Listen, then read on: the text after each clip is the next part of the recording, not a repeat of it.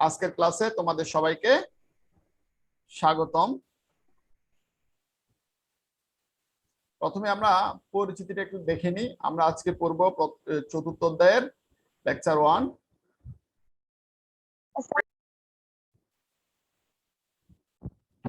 সবাই নিশ্চয়ই খাতা কলম নিয়েছো। দেখো, আমরা একটা কিবোর্ড দেখতে পাচ্ছি, মুনির ইউনিকোড কিবোর্ড। এটা একটা লেআউট আমরা দেখতে পাচ্ছি। এই কিবোর্ড সম্পর্কে আমরা একটু পরে জানবো। ছবিটা একটু ভালো করে দেখো তোমরা সবাই। আজকের পাঠ হচ্ছে ওয়ার্ড প্রসেসিং ও বাংলা কিবোর্ডের ব্যবহার। কি বলেছে?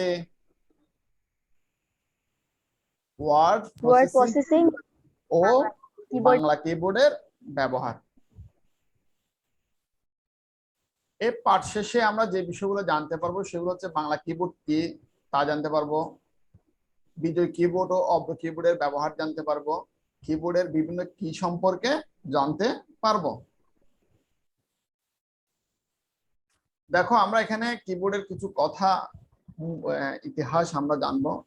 আমরা কিন্তু ছবি আঁকা সহ নানা ধরনের কাজ আমরা কিন্তু কম্পিউটারে করতে পারি। ঠিক তেমনি ওয়ার্ড প্রসেসিং এর মাধ্যমে আমরা কি ইংরেজি লেখা গুলো আমরা এর আগের শ্রেণীগুলোতে দেখেছি লিখতে হয় কিভাবে ইংরেজি গুলো। এখন আমরা বাংলাটা দেখবো। মূলত কোনটা? বাংলা কিবোর্ড। ঠিক আছে। ওয়ার্ড প্রসেসর দিয়ে কোনো কিছু লিখতে গেলে আমাদের প্রয়োজন হয় একটি কি কিবোর্ডের। অর্থাৎ আমাদেরকে কিছু যদি লিখতে হয় ওয়ার্ড প্রসেসরের মাধ্যমে, তাহলে প্রথম যে জিনিসটি আমাদের দরকার হবে সেটি কি? একটি কিবোর্ড। কি প্রয়োজন হবে? একটি কিবোর্ডের। আমরা যদি ইংরেজি লিখতে চাই তাহলে সেই হিসেবে ইংরেজি কিবোর্ড, যদি বাংলা লিখতে চাই তাহলে বাংলা কিবোর্ডে। এছাড়াও অন্যান্য যে ভাষাগুলো রয়েছে সেগুলো সে ভাষারও নিজস্ব কি রয়েছে? কিবোর্ড রয়েছে। এই কিবোর্ড হচ্ছে একটি প্রধান ইনপুট ডিভাইস। এর কিবোর্ডটা কি বলা হয়? একটি প্রধান ইনপুট ডিভাইস। Input device. আমরা ইনপুট ডিভাইস কাকে বলে জানি তো সবাই? ইনপুট ডিভাইস কাকে বলে? কে বলতে পারবা? কানিজ বলতে পারবা? প্রীতি, আলফি, কে বলতে পারবা? স্যার, যেসব যন্ত্র বা যন্ত্রাংশ কম্পিউটারের ভিতরে কাজে লাগে। না, আমরা একটু সুন্দর করে বলি, যেসব যন্ত্র কিংবা যন্ত্রাংশ দ্বারা কম্পিউটারে কোনো তথ্য উপাত্ত কি করা হয়? প্রবেশ করানো হয়। ঠিক আছে, সেটা হচ্ছে কি ইনপুট ডিভাইস। ঠিক আছে। আর স্যার, বের করা হলে সেটা আউটপুট ডিভাইস। Output device. ঠিক আছে। ইংরেজি কিবোর্ডের উপর ভিত্তি করে ঢাকা বিশ্ববিদ্যালয়ের বাংলা বিভাগের অধ্যাপক শহীদ বুদ্ধিজীবী মুনির চৌধুরী, তাহলে নামটা কি বলেছে? শহীদ বুদ্ধিজীবী মুনির চৌধুরী সর্বপ্রথম 1965 সালে বাংলা টাইপরাইটারের জন্য একটি বিজ্ঞানসম্মত কিবোর্ড লেআউট তৈরি করেন। কত সালে তৈরি করেন? 1965 সালে। 1965 সালে। ঠিক আছে। কিসের জন্য? টাইপরাইটারের জন্য। কিসের জন্য? টাইপরাইটারের জন্য একটি বিজ্ঞানসম্মত কিবোর্ড লেআউট তৈরি করেন। মুনির চৌধুরী কত সালে মারা যান? মুনির চৌধুরী কত সালে মারা যান? 1971 সালে স্বাধীনতা বিরোধী আলবদর বাহিনী মুনির চৌধুরীকে কি করে? হত্যা করেছিল। করে। পরবর্তী সময়ে এই কিবোর্ড লেআউট কম্পিউটারের জন্য কি করা হয়? অর্থাৎ এই যে টাইপরাইটারের জন্য যে কিবোর্ডটা তৈরি করা হয়েছে সেটি কি করা হয়? কম্পিউটারের জন্য করা হয়। কিন্তু প্রয়োজন হয় এমন একটি সফটওয়্যারে যা কম্পিউটারে বাংলা লিখতে কি করবে? সহায়তা করবে। বাংলা লিখতে সহায়তা করবে। 1985 সালে, কত সালে বলেছি? 1985 সালে বাংলা ফন্ট সহ শহীদ লিপি সফটওয়্যার প্রবর্তিত হয়। তাহলে শহীদ লিপি সফটওয়্যার প্রবর্তিত হয় কত সালে? কত সালে? 1985 সালে। কত সালে? 1985 সালে। কিন্তু এটি তেমন জনপ্রিয়তা পায়নি। এটি তেমন কি পায়নি? জনপ্রিয়তা পায়নি। 80 দশক থেকে শুরু করে এর পরবর্তী অর্থাৎ 90 দশকের শেষের দিক পর্যন্ত অনেকগুলো বাংলা লেখার সফটওয়্যার বাজারে আসে। এই যে 80 দশক থেকে শুরু করে 90 দশকের শেষ পর্যন্ত অনেকগুলো কিবোর্ড, তার মধ্যে রয়েছে বিজয়, প্রশিকা শব্দ, প্রবর্তনা, লেখনী প্রভৃতি প্রথম সারিতে ছিল। অর্থাৎ এই সময়কার মধ্যে যে সকল কিবোর্ড বাজারে এসেছিল তার মধ্যে অন্যতম হচ্ছে কি বিজয়, প্রশিকা শব্দ, প্রবর্তনা, লেখনী। ঠিক আছে, তাহলে এগুলো হচ্ছে, তাহলে শহীদ লিপিটা কত সালে ছিল? 85 সালে। সেটি তেমন কি পায়নি বলেছিলাম, জনপ্রিয়তা পায়নি। কিন্তু এই যে বিজয় সফটওয়্যারটি মূলত বিভিন্ন সফটওয়্যারের সাথে সঙ্গতি রেখে তৈরি করা হয়। কম্পিউটারের অন্যান্য সফটওয়্যারের সাথে কি সঙ্গতি রেখে তৈরি করা হয়, সঙ্গতিপূর্ণ হওয়ায় এটি কি পায়? জনপ্রিয়তা পায়। জনপ্রিয়তা পায়। কোনটা জনপ্রিয়তা পায় তাহলে? বিজয়। বিজয় কিবোর্ড। ঠিক আছে, তাহলে এটি বর্তমানে সবচেয়ে এখন বেশি ব্যবহৃত একটি কিবোর্ড লেআউট। মনে থাকবে তাহলে কোনটি বেশি জনপ্রিয়তা পায়? বিজয়। বিজয় কিবোর্ড। ঠিক আছে, মনে থাকবে কিনা সবার? Yes sir. Okay, very good. দেখো বিজয় কিবোর্ডের একটা লেআউট আমরা দেখতে পাচ্ছি। বিজয় কিবোর্ডের একটা কি দেখতে পাচ্ছি? লেআউট। লেআউট আমরা দেখতে পাচ্ছি। অর্থাৎ এটা একটা কিবোর্ড। এটা একটা কি কিবোর্ড? কিবোর্ড। তাহলে আমরা যখন ওয়ার্ড প্রসেসরে লিখতে যাব তখন আমরা কিভাবে আমাদের বিজয় কিবোর্ডটা সচল করব? বিজয় কিবোর্ড কিভাবে সচল করব? সচল করার জন্য প্রথমে কি কি অল্টার, কন্ট্রোল এবং বি একসাথে চাপতে হবে। কোনটা কোনটা বলেছি, কোন কোন কি একসাথে চাপতে হবে? ALT plus CT RL plus B। Alter plus control plus B, মনে থাকবে? Yes sir.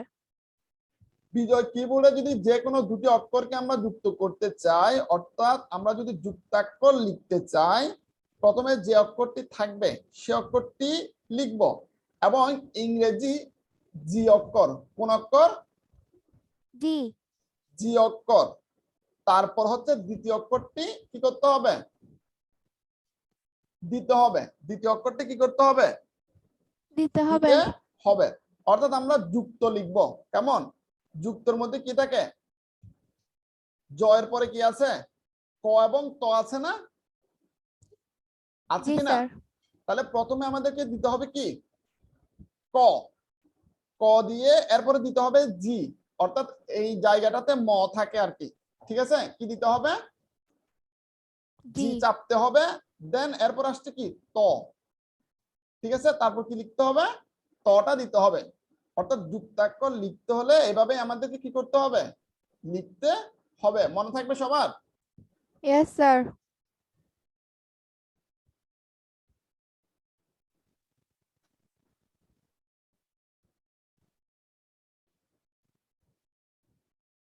ওয়ার্ড প্রসেসিং ব্যবহার করে কি করা হয়? ওয়ার্ড প্রসেসিং ব্যবহার করে বাংলা ইংরেজি ডকুমেন্ট টাইপ করা হয়।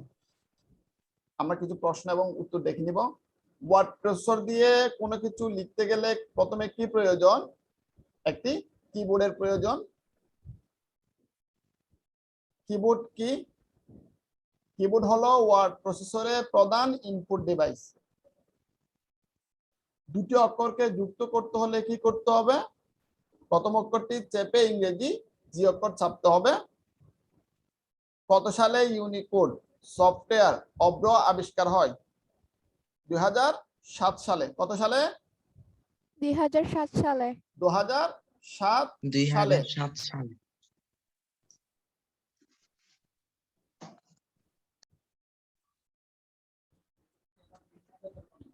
তাহলে আমরা এই প্রশ্নগুলো সবাই শিখে নিব, কেমন? তারপর ওকে স্যার। উচ্চারণ ভিত্তিক কি সমূহ? যেটা বর্তমানে খুব জনপ্রিয়তা পেয়েছে একটা কিবোর্ড, সেটা হচ্ছে কি অব্র কিবোর্ড। অর্থাৎ তরুণ প্রজন্মের কাছে কিন্তু এই কিবোর্ডটা খুবই জনপ্রিয়। ফোনেটিক যে কিবোর্ডটা রয়েছে সেটি।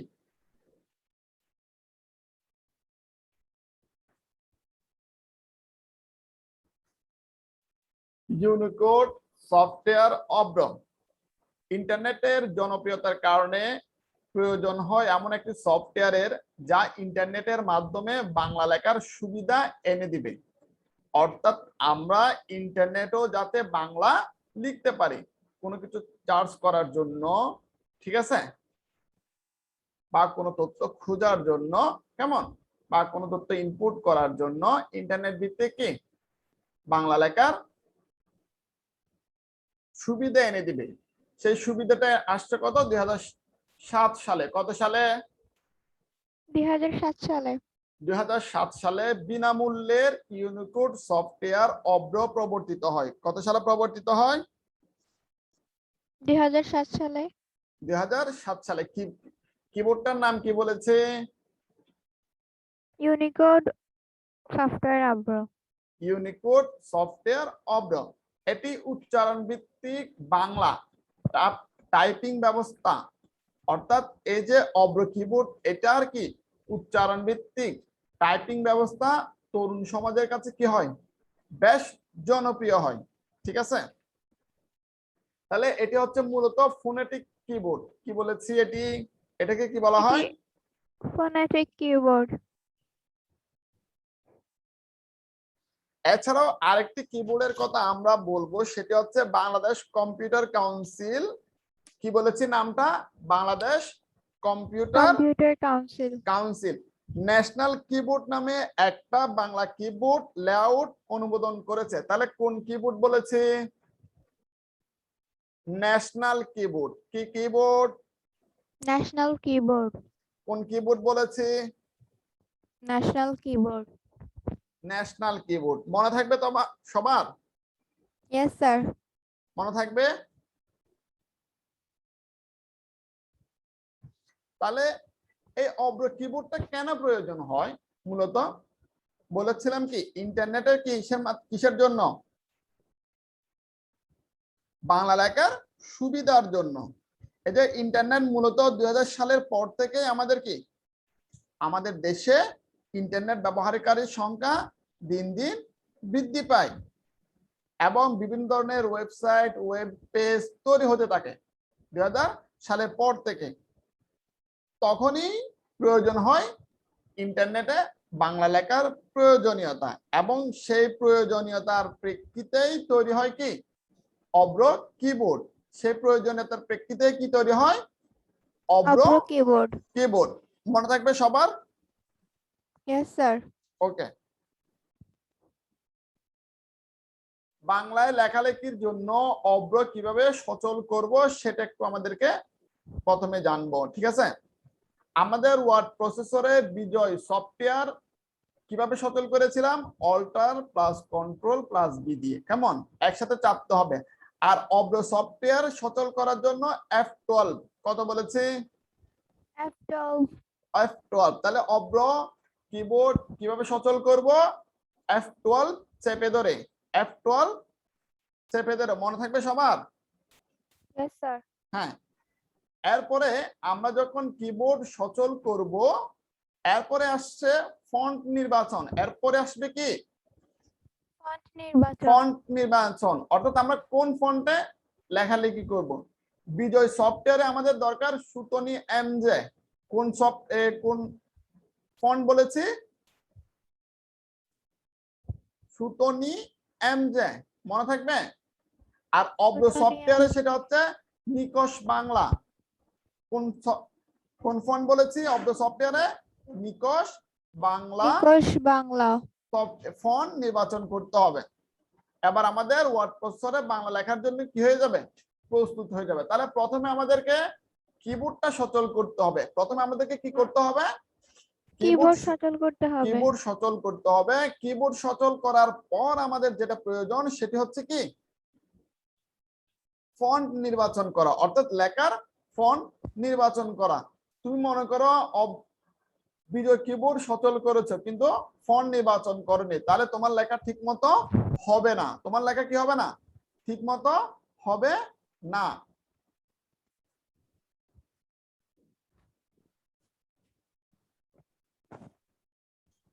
কিবোর্ডের বিশেষ কিছু কি রয়েছে সেগুলো আমরা একটু দেখিনি এখানে।